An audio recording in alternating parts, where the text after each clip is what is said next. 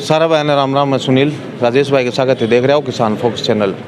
दोस्तों मैं पूछ रहा हूँ झुंझुनू कमाएँ जो मुरारका कॉलेज है भी कमाएँ तो वो रखी है कि जो प्रेसिडेंट बने वहाँ को रिजल्ट अभी आयो तो रिजल्ट में क्या देखिए कोई कि या कोई राजनीति करी गई है कि या रियल कमाएँ लड़को फेल है कि मार्कशीट के अनुसार यह बताई जा रही है कि लड़को फेल हो। तो फेल होने को मतलब है कि जो कुर्सी मिली है वह छूटने के कगार पर है।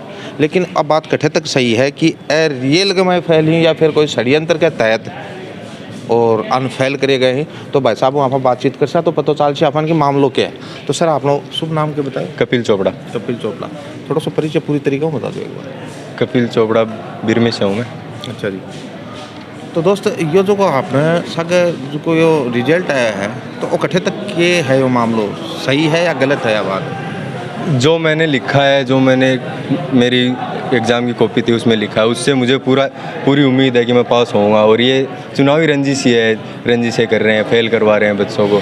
तो मुझे नहीं लगता मैं फेल हूँ। रीचेक के फॉर्म लगवाऊंगा, उसमें मैं ज़रूर पास होऊंगा। सर मैं जानना चाहूँ अपना दर्शक भी जानना चाहूँ कि पहले भी आए कि कोई वारदात या है कि कोई बातचीत पहले भी बनी है कि पहले भी बहुत सा बच्चा फेल हुए हैं। अच्छा। यूनिवर्सिटी की भी गलती आ रही है कि जो बच्चा 80% ले आगे 12th पास करके जाए एडमिशन नहीं बिग माइन बन के 0 नंबर दिए जा रहे हैं। तो रिजल्ट तो बिल्कुल गलत आ रहे हैं। तो अभी अगर आप 1% है लेके चला कि बाकी बात सही हुआ है तो आगे को जो प्रोसेस होगी बाकी हुआ है वो प्रोसेस उपाध्यक्ष पंकज डुड्डिया हमारा ऐसा भाई कोई है बिना अध्यक्ष बना दीजिए, कार्यभार भी कर रहेगा। अच्छा। और थान के फेल पास से कोई फर्क कौन पड़े। ऐसे भाई वादा करे आगे काम करवाओगी, पीछे भी काम करवाए, अब भी करवा रही है और आगे भी करवाती रहेगी। तो हमारे फेल पास कोई फर्क कौन पड़े। मतलब न रहे कि कुर्सी चली जाएगी लेकिन थान जो करना वो कर्म वो चांगले थे बराबर जारी रखो। बिल्कुल वो जारी रहेगो, संघर्ष करो और संघर्ष करता रहेगा।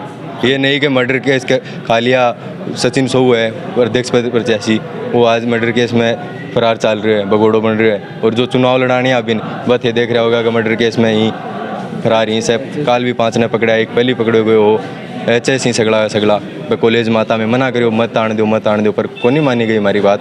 आज नतीजा था सामने, एक पूर्व छात्र संघ अध्यक्ष राकेश जाजड़िया ही मगो मर्डर कर दियो और वह भगोड़ा हो रहे हैं आज। तो ऐसे भाई तो यही सिखावा है कि काम करो, संघर्ष करो और छात्राओं को काम करवाएं। और यह नहीं कि सट्टा में धकेल दिया बच्चा ने, लड़ाई दंगा में धकेल दिया।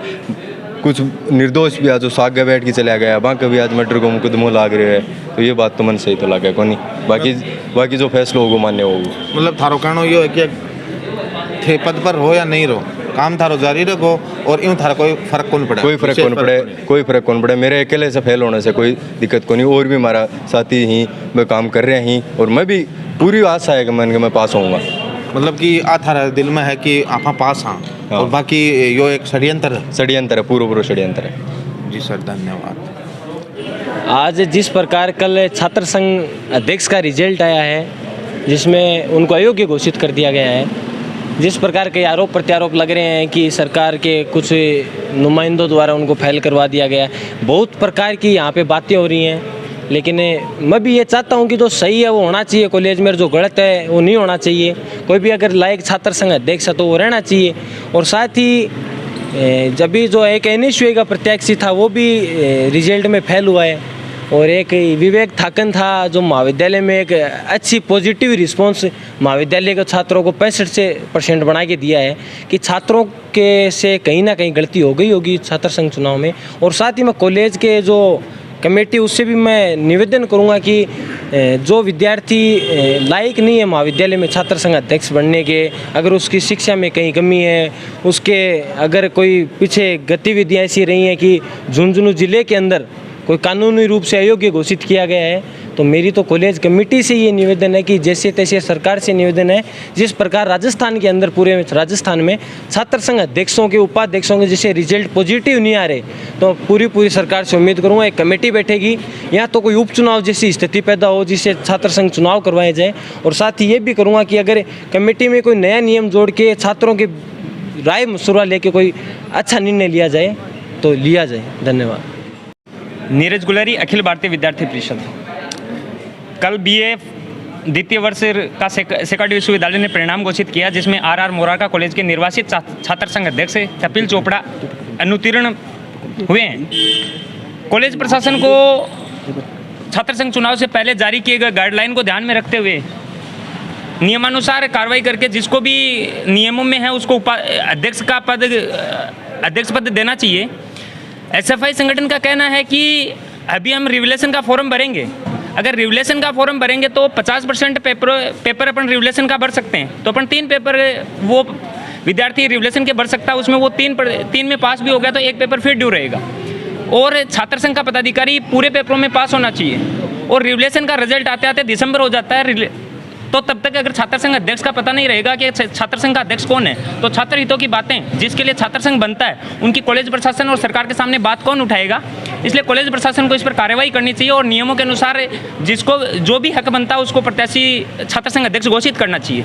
और जो एसएफआई आरोप लगा रही है किसी सरकार पर किसी के दबाव में, अगर दबाव की बात होती है, अगर कॉलेज के रिजल्टों में दबाव की बातें होती है तो ये शायद आज कांग्रेस की सरकार है, कल किसी और की सरकार होगी, तो ये चीज़ें संभव नहीं है।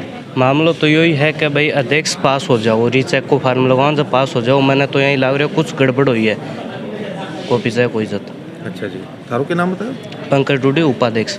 आप मेरो साहिल कुरैशी छात्र संघ महासचिव। जिस प्रकार यूनिवर्सिटी रिजल्ट जारी कर रही है उसके अंदर जैसे टेलीफोन नंबर नहीं होते उस प्रकार से लोगों के बच्चों के रिजल्ट आ रहे हैं, किसी के 0 भी आ रहे हैं। जो यहाँ पर कॉलेज के अंदर जो प्रवेश लेता है उसके कम से कम बीएससी के अंदर 80+ मेरिट जाती है, 80% प्लस। उस बच्चे के 0 है ये संभव थोड़ी ना है। मतलब 0, 1, 2, 4 ऐसे यूनिवर्सिटी ने जो रिजल्ट जारी किया उसके अंदर बच्चों के नंबर इस प्रकार आ रहे हैं। तो हम ये मानते हैं कि यूनिवर्सिटी ने ज़रूर कुछ ना कुछ धांधली ज़रूर हुई है रिजल्टों के अंदर, और जो भी रिजल्ट आया है उससे हम सहमत नहीं है। और हम आशा और उम्मीद करते हैं, हम ज्ञापन के माध्यम से यूनिवर्सिटी को भी कहा था कि मतलब जो रिजल्ट है उसे धांधली को रोका जाए और जो भी बच्चा रीचेक फॉर्म लगा रहा है उसकी सही तरीके से कॉपी जाँच की जाए। हाँ दोस्त बताओ, नाम बताओ आप। मेरा नाम मनीष कुमार है सर। क्या लगा है? लागी है रीचेक को फार्म लगाऊँ कि तो पास हो जाऊँ, पास होना है 100%। ये तो शायद कोई राजनीति का मैं इन्वॉल्व भी ना इन्वॉल्व को नहीं, मतलब एसएफआई कोई मेंबर हूँ मैं भी, काम कर रहे हैं, लगातार काम करता रहेंगे, संघर्ष मारो जारी रखो। अच्छा। फेल हो चाहे पास हो, बात दूर की बात नहीं फेल होने की गुंजाइश मैंने थारम लग गया को नहीं, ते लागन फेल होने वाला सा लग गया को नहीं, क्योंकि पढ़ने वाला सा बच्चा लग गया थे। फेल होने तो भाई साहब घर का यही बात कहा, बोले पढ़ने टाबर ही फेल हो गए।